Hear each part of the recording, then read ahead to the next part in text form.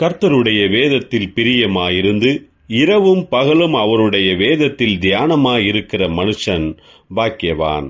கர்த்தருக்குள் பிரியமானவர்களே, உங்கள் அனைவருக்கும் இனிய காலை வணக்கங்கள்.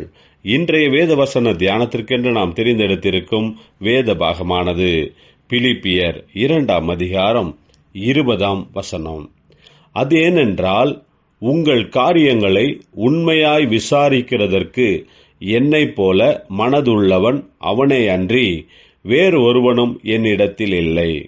பிரியமானவர்களே, இன்றைய வேத தியானத்தின் தலைப்பு பிறருடைய நலனுக்காக என்பதே. அப்போஸ்தலனாகிய பவுல் பிலிப்பிய திருச்சபையாரை வேத வசனங்களின் மூலமாக பலப்படுத்தினார்.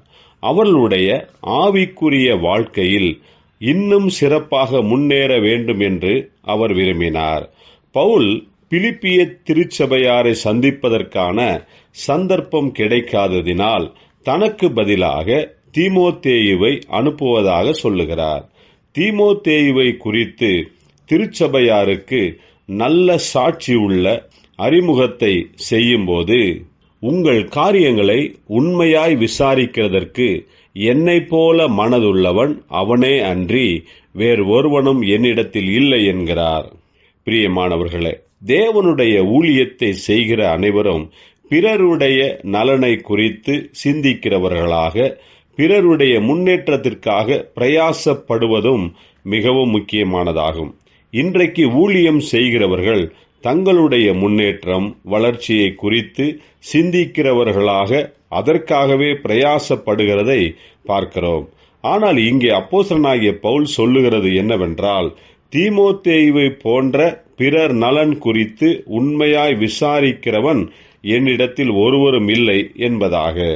தேவ ஊழியம் செய்கிறவர்களின் குணாதிசயம் எப்படி இருக்க வேண்டும் என்று பவுல் இங்கே குறிப்பிடுகிறார். நமக்கும் மற்றவர்களின் நலன் மேல் அக்கறை உள்ளவர்களாக, அவர்களின் முன்னேற்றத்திற்காக சிந்திக்கிறவர்களாக இருப்போமாக.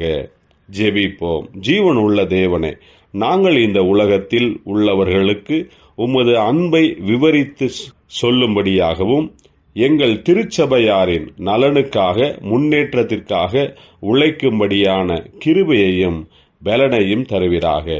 இயேசு கிறிஸ்துவின் நாமத்தில் ஜெபிக்கிறோம் நல்ல பிதாவே. ஆமேன்.